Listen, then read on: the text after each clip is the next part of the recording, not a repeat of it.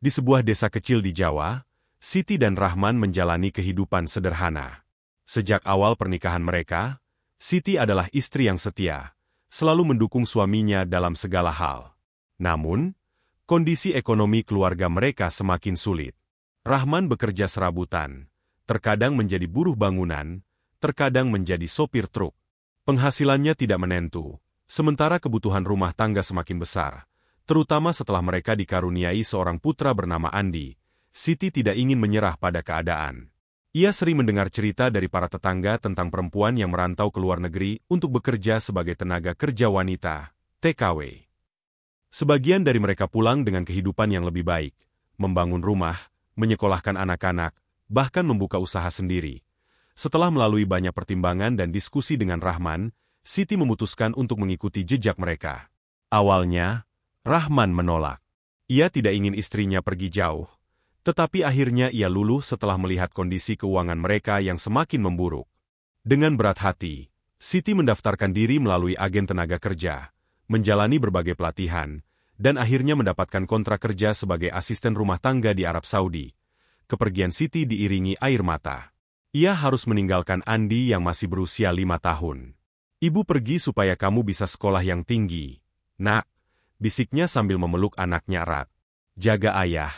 Ya hari-hari di negeri orang tidak mudah." Siti bekerja di rumah majikan yang cukup baik, tetapi pekerjaannya sangat berat. Ia harus bangun sebelum subuh, memasak, membersihkan rumah, mengurus anak majikannya, dan baru bisa beristirahat larut malam. Namun, setiap kali lelah menyergap, ia selalu ingat alasan kepergiannya. Untuk masa depan Andi setiap bulan, Siti mengirimkan hampir seluruh gajinya ke Rahman.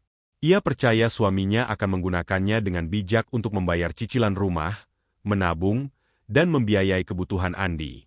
Namun, semakin lama, komunikasi mereka semakin jarang. Awalnya, Rahman selalu mengirim pesan dan menelepon setiap minggu, tetapi perlahan-lahan ia mulai jarang membalas. Kadang-kadang, ketika Siti menelepon, ponsel Rahman mati atau tidak diangkat. Ia mungkin sibuk bekerja, pikir Siti, mencoba mengusir kekhawatiran dari hatinya. Namun, ia tidak tahu bahwa di kampung halamannya, pengkhianatan besar sedang menantinya. 3 tahun berlalu sejak Siti merantau ke Arab Saudi. Meskipun jauh dari keluarga, ia tetap bersemangat bekerja demi masa depan yang lebih baik.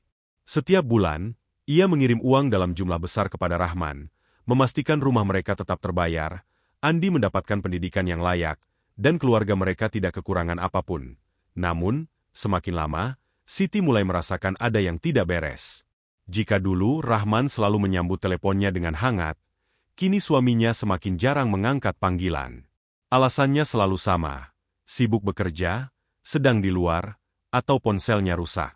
Bahkan, Andi pun semakin sulit dihubungi. Suatu hari, Siti menelepon salah satu tetangganya, Burina, yang selama ini cukup dekat dengannya.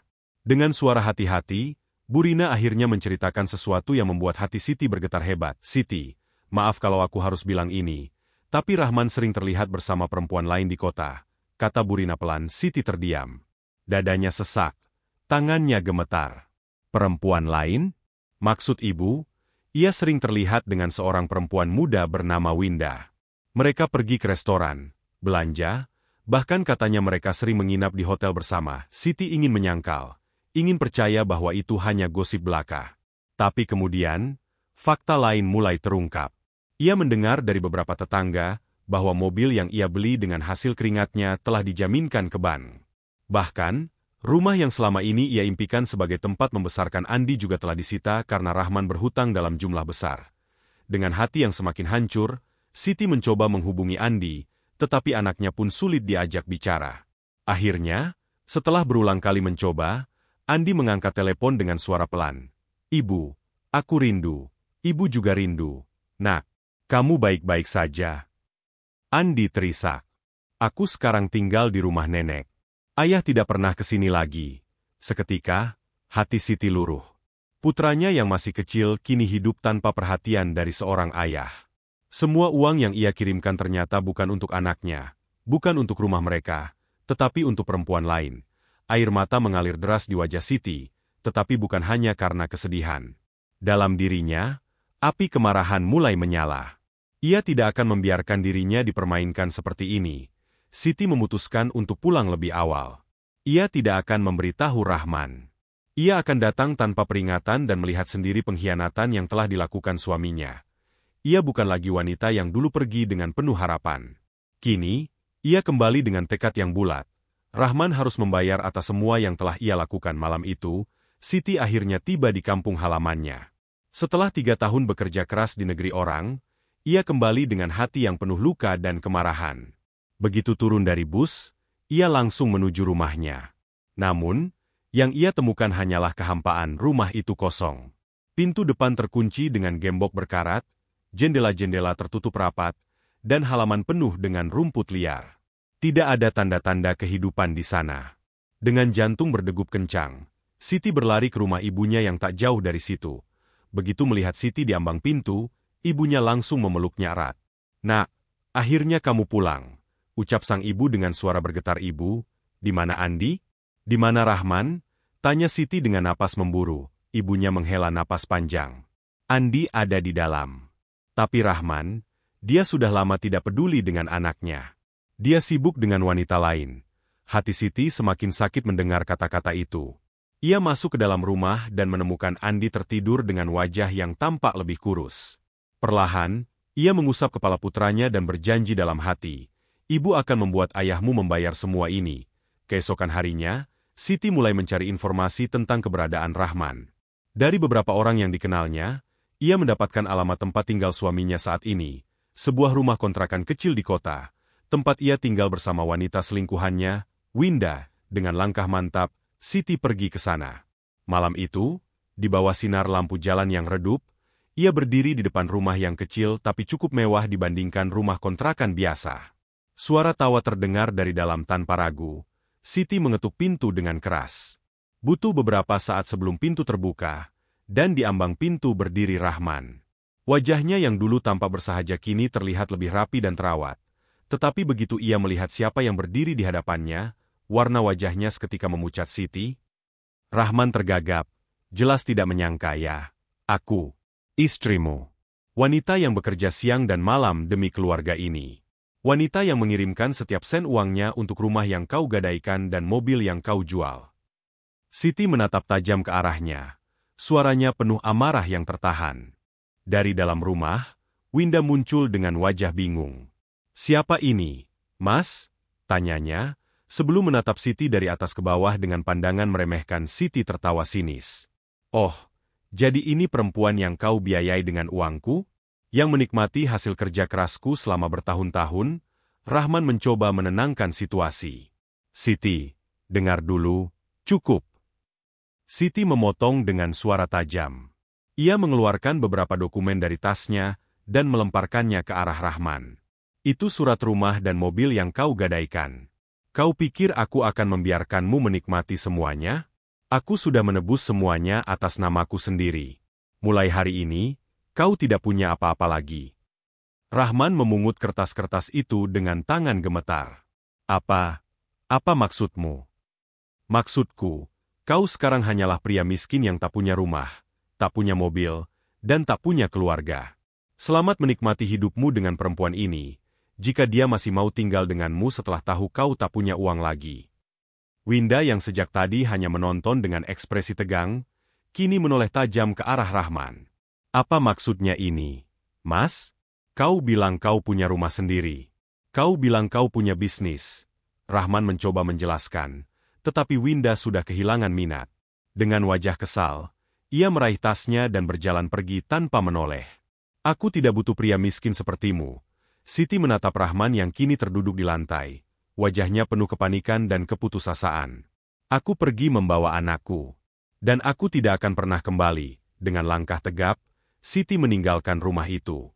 Malam itu, ia merasa beban berat di hatinya akhirnya terangkat.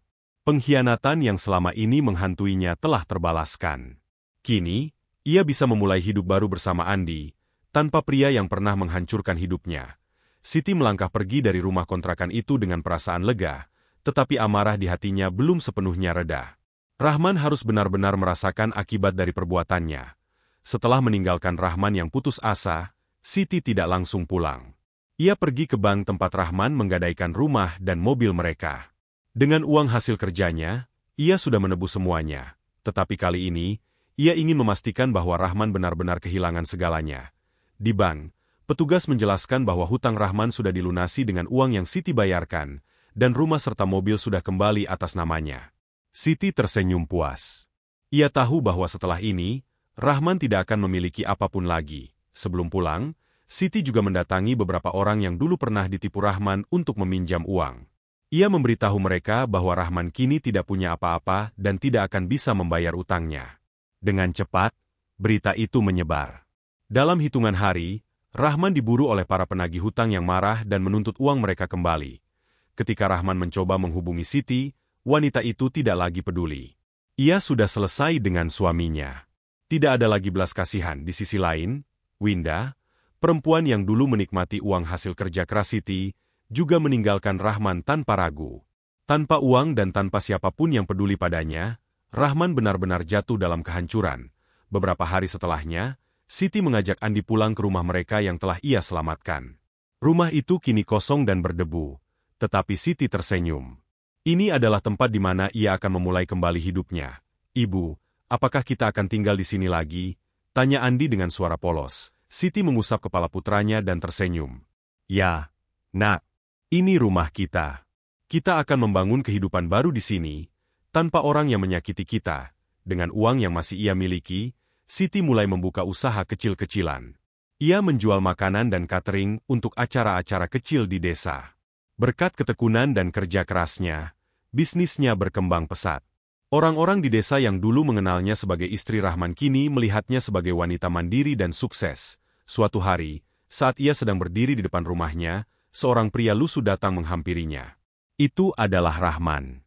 Wajahnya penuh luka lebam, pakaiannya kumal, dan tubuhnya terlihat jauh lebih kurus daripada sebelumnya. "Siti, tolong aku." Rahman terisak, berlutut di hadapan wanita yang dulu ia hianati. "Aku sudah kehilangan segalanya. Winda meninggalkanku. Aku tidak punya uang, tidak punya rumah. Aku hanya ingin kembali. Aku ingin kita menjadi keluarga lagi." Siti menatap Rahman dengan dingin. Tidak ada lagi rasa cinta, tidak ada lagi belas kasihan. Hanya ada seorang wanita yang telah belajar dari pengkhianatan dan menjadi lebih kuat karenanya. "Kau ingin kembali setelah menghancurkan segalanya? Setelah membuang anak kita seperti sampah? Setelah menghabiskan uangku untuk wanita lain?" Siti menggelengkan kepala, lalu menatap Rahman dengan penuh ketegasan. "Tidak, Rahman. Kesempatanmu sudah habis." Rahman menangis dan mencoba meraih tangan Siti, tetapi wanita itu mundur selangkah. Dengan suara mantap, ia berkata, "Aku sudah memaafkanmu, bukan karena aku masih peduli, tapi karena aku tidak mau hidup dengan membenci. Tapi aku tidak akan pernah menerimamu kembali. Hidupmu adalah konsekuensi dari pilihanmu sendiri." Setelah mengatakan itu, Siti berbalik dan masuk ke dalam rumah, meninggalkan Rahman yang masih berlutut di tanah. Itu adalah pertemuan terakhir mereka. Beberapa tahun berlalu, Siti sukses dengan bisnisnya. Andi tumbuh menjadi anak yang cerdas dan penuh semangat. Mereka hidup bahagia, tanpa bayang-bayang masa lalu yang menyakitkan. Sementara itu, Rahman hidup dalam kesengsaraan. Ia kehilangan segalanya, rumah, uang, dan keluarganya. Tak ada yang peduli padanya, dan hidupnya berakhir dalam kesepian. Siti kini tahu satu hal, kekuatan sejati seorang wanita bukan hanya dalam kesabarannya, tetapi juga dalam kemampuannya untuk bangkit dan melindungi dirinya sendiri dari orang-orang yang tidak menghargainya. Ia bukan lagi wanita yang lemah. Ia adalah wanita yang telah menang.